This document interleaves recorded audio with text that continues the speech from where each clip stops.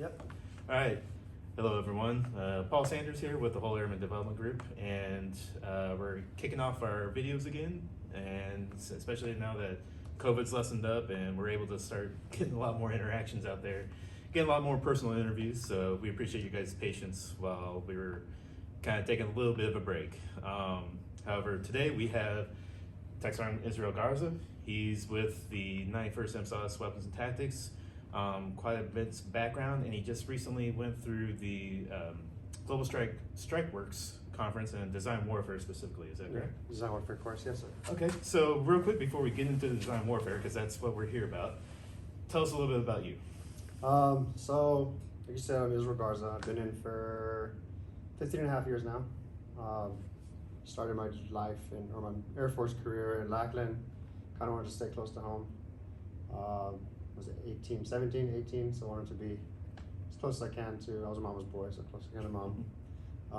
And then ended up deploying, like right off the gate, phase 1, said, hey, you're deploying, going to Iraq in a couple months, so have fun. Kind of changed the tempo of my career, stayed at Lackland for a little bit more. In 2012, PCS to Moody, then did the whole 820 thing for a while, and where did I go after that? Oh, here, yeah, 2019 I came here. Okay. And I'm enjoying mine now.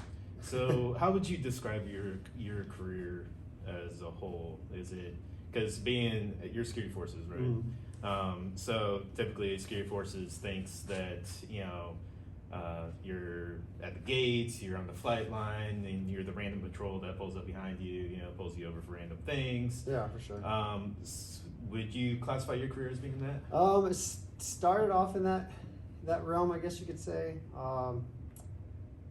Back in 2006 or 7 time frame, it was at Lackland, like as an airman, you did gates. Mm-hmm. If you were a good airman, squared away airman, you did more gates. I like to think I was a squared away airman. Maybe some of my old supervisors said different, but I've learned a lot through it. So I did gates. Luckily, the deployment tempo was so high then, so I deployed right away. Got to experience a little bit of combat experience and fell in love with it, for I guess a lack of a better term. Volunteered 4 months later, deployed again. Took over a mission for the Army. Came back, volunteered for the next deployment.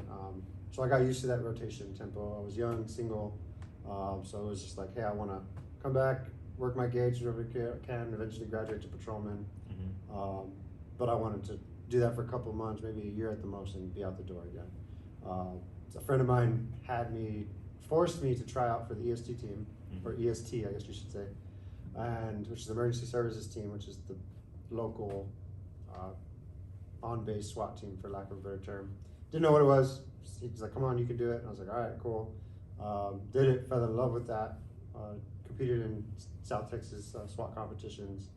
Got to go to more SWAT schools, and fell in love with the tactics realm. And so pushed my journey out to Moody. Kind of stayed in that realm. Ran the Moody SRT. Did CPEC. Did all the other good stuff. Went through a few sniper schools. Airborne, air assault. All those cool schools, just opportunities that I took advantage of.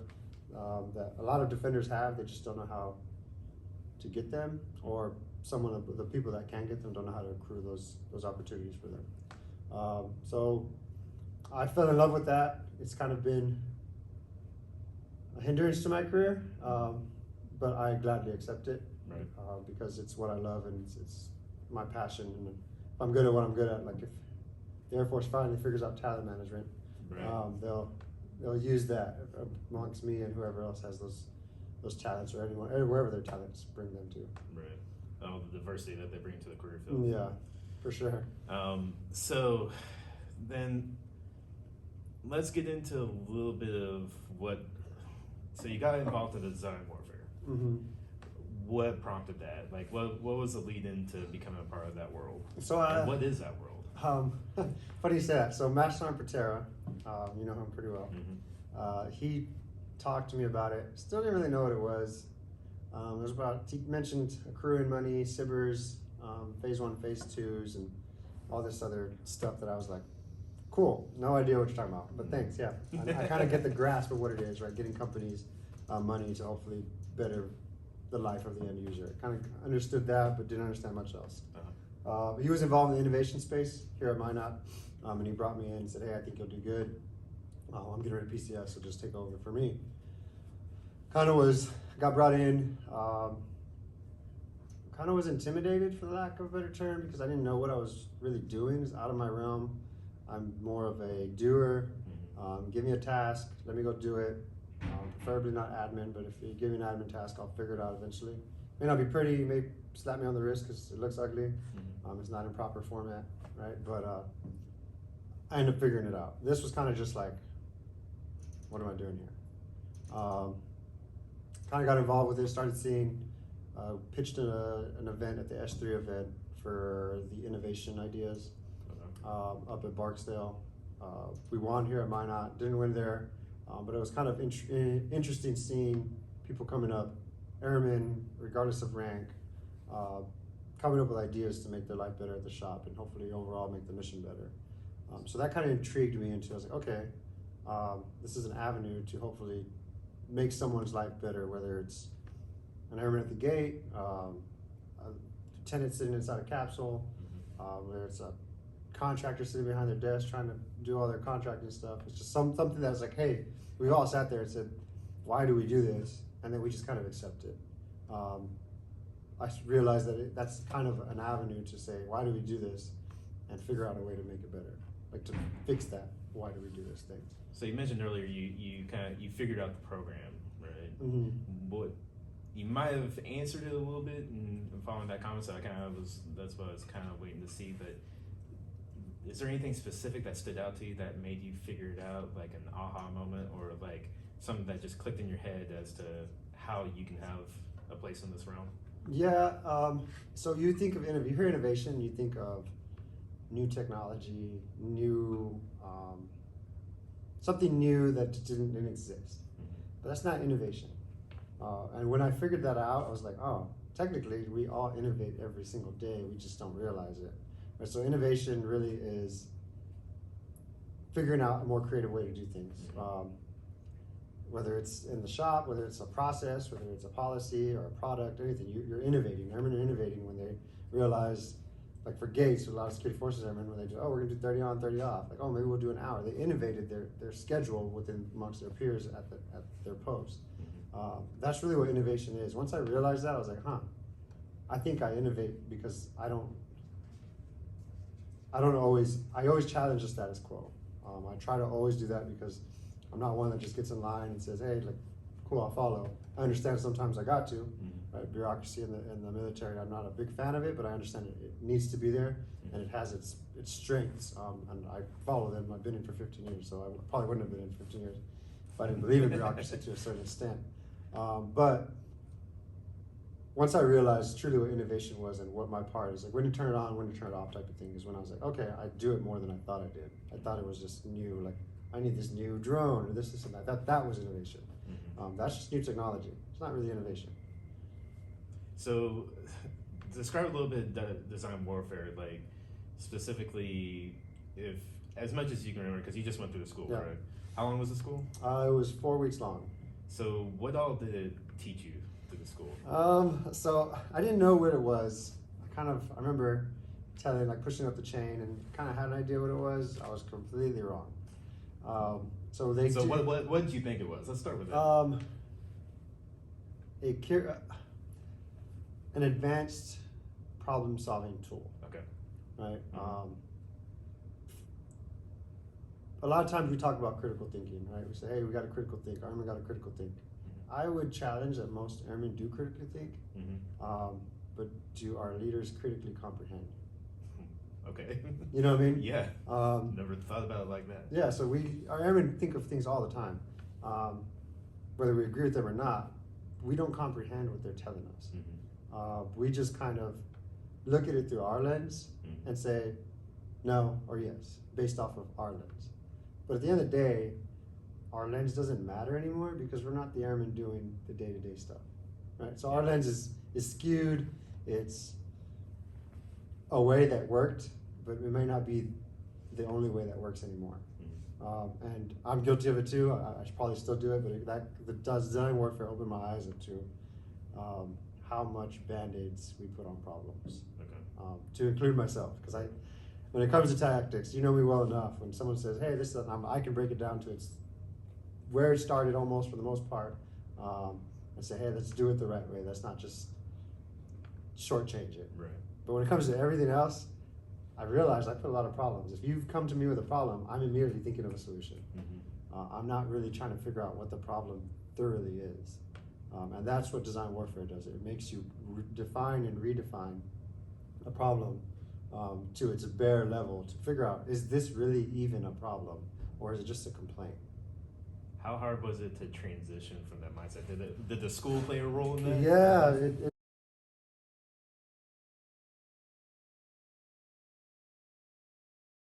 So yeah, it definitely did.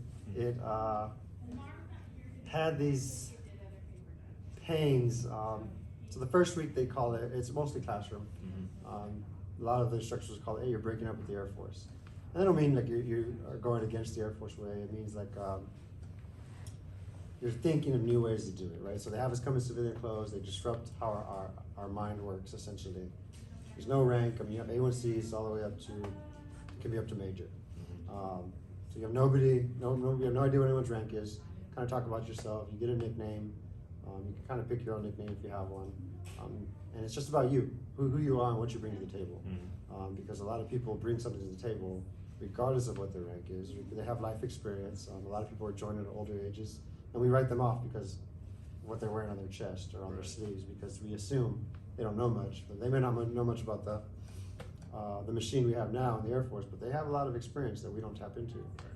So that's kind of what it's designed to do. It teaches you that, and you just get thrown a lot of information on how to break down a problem, how to look at who benefits from the problem, who values, or what the beneficiaries or the bennies value, how to test a problem, because you can't test multiple things, you test one thing at a time, and it has to make sense to what the problem is. And then the end stage is to come up with something that's called the minimal viable product. So you're trying to figure out the easiest way to make something better, and whether it's 20%, 60%, 100%, at the end of the day, as long as it's going in that progression rate of making something better.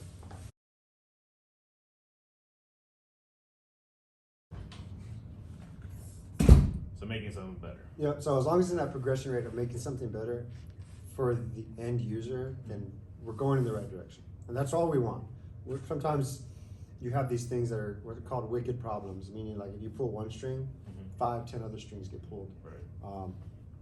Those are big things like promotion rates, retention, all those other things that like, okay, cool, yeah, this is what I need things to fix based off my lens, but if I fix this, what am I messing up? What are the second and third order effects? All right, so this whole process gets you to dive into possibly those wicked problems, or even simple problems have a more simple solution, because it teaches you how to dive into these and figure out how to solve wicked problems. It's not gonna be an easy project, but it's going around and talking to the people and saying, what is the problem? Not based off what I think it is, based off of the people, like what their problem really is. Because in the traditional construct, pretty much, if there is a problem, it goes through layers and layers. It's almost like a freaking 8-layer dip by the time the problem gets to the higher ups, and the solution is for that 8-layer dip, right? Yeah. It starts at the top and goes back way down, so it addresses the top layer's concerns, but by the time it gets to the bottom, the problem's still there. Yeah, because it's just like you said, someone comes up with a solution, they pitch it up, they refine the solution to what they think it is, and it goes up, and it just keeps getting changed to where we didn't even come up with no one asked for the solution that we provided. We just assumed that's what it is.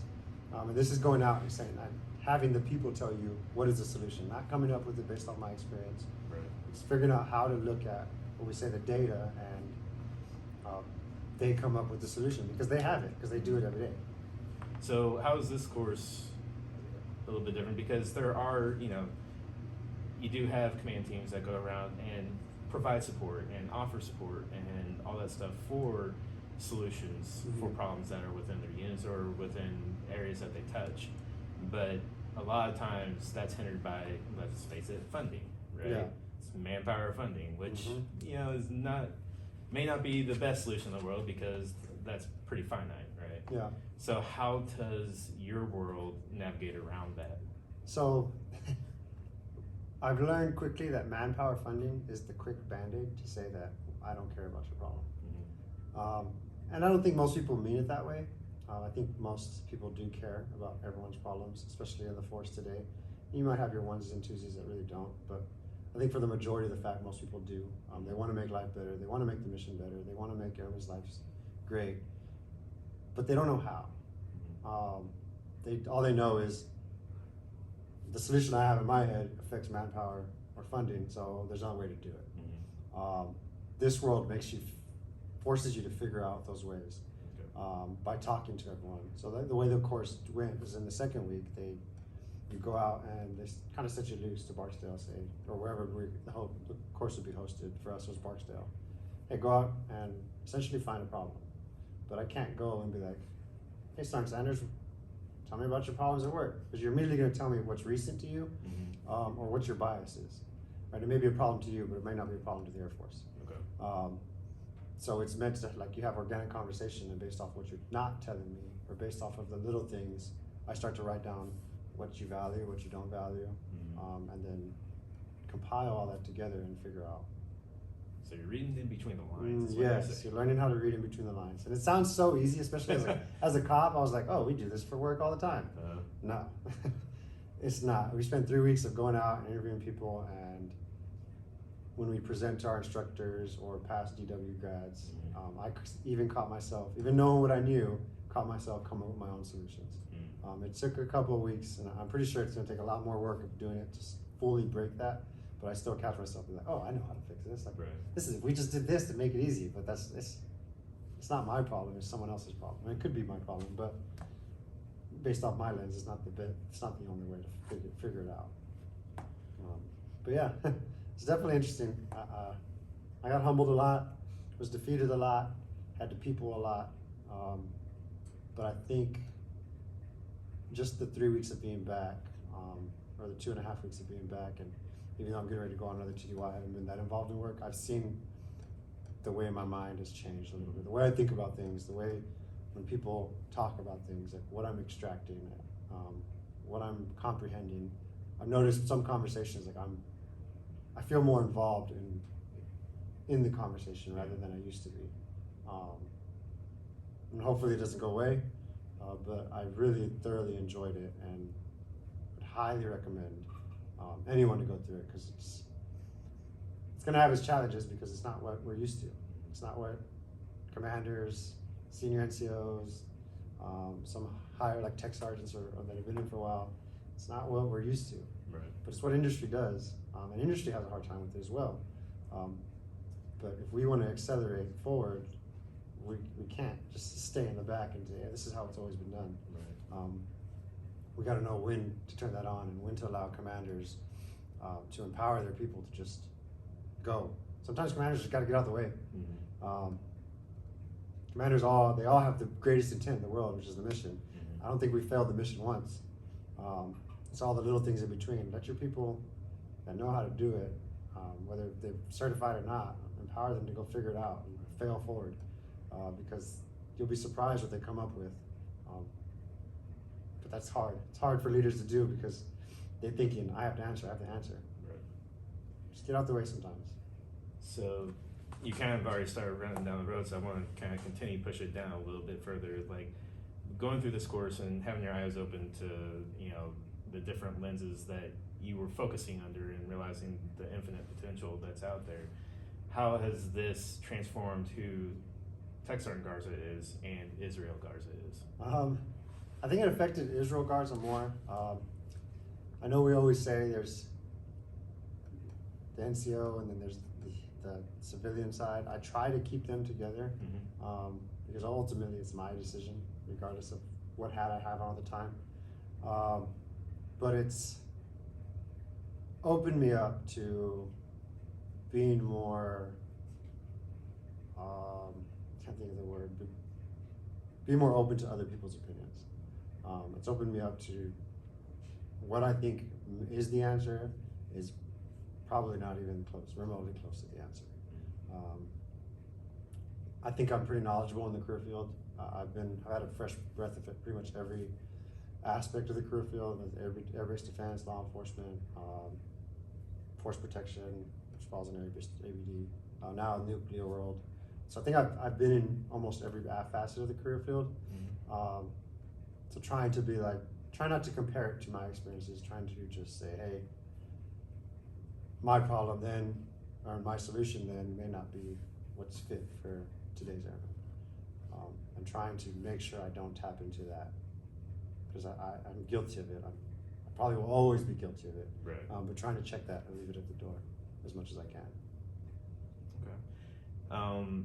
So pretty much, is there anything else about design warfare that you'd like to kind of speak to and kind of emphasize? Because being newer into the program, you're not brand new, right? You've been kind of involved with it, and you've gone through the training, gone through a few projects yourself. Is there anything that you'd like to advocate for it? Yeah, I'd like to say, for anyone that's watching, if you're interested in it, please look into it. You can ask me. I'll ask Paul to link a video that talks a little bit more about it from one of the guys that initially started it up. And burn the box down sometimes. That's what they said in the class. The first thing they said was burn the box down. Get out of the box. I was guilty of putting people in a box, of saying this is where we need to operate. Don't be afraid to burn that thing down and fail. Because at the end of the day, all those failures are going to lead to a success one time. And if you ain't failing, if the mission is not stopping, then don't be afraid to fail. And for leaders, do not be afraid to let your airmen fail. At the end of the day, if the mission is happening and no one's dying, things are okay. That's the biggest thing. And design warfare really opened my eyes as an individual. I think most leaders should go through it. It requires a specific personality, open to change, open to looking at things from a different lens. Not saying because I'm this rank, I know, being humble enough to listen to other people's opinions, because you'll be surprised. Some of these airmen, like, what are you doing here? Like, when you look at it from that lens, we talk to some airmen, they're just like, wow, you have crazy life experience, and we got you sitting behind a desk, checking in people. Like, we're not tapping into people how we need to, and this can help leverage your people. Cool. Anything with Atomic Sparks that you'd like to talk about, like hours, like how you guys can help facilitate, who to reach out to? Yeah, so Atomic Spark is an innovation cell here at Minot, combined with the 5th and the 91st. So it's open on Fridays. It's pretty much open to the public at any time, but there'll be people here on Fridays. Spark cell, the leads. What it's meant for you to do is, if you have an idea, regardless of how big or small it is, just come here and explore that idea. We want you to come here and use any of our resources and fail forward. Test things out, make things, create things. And if it doesn't work, you tried something, it doesn't work, and you just go back to the drawing board. It's a creative space for you to do what you want to do, how you want to do it. But please check it out, and we're here for you all. Cool. Well, I appreciate you guys listening in. It's been a great interview with Sergeant Garza.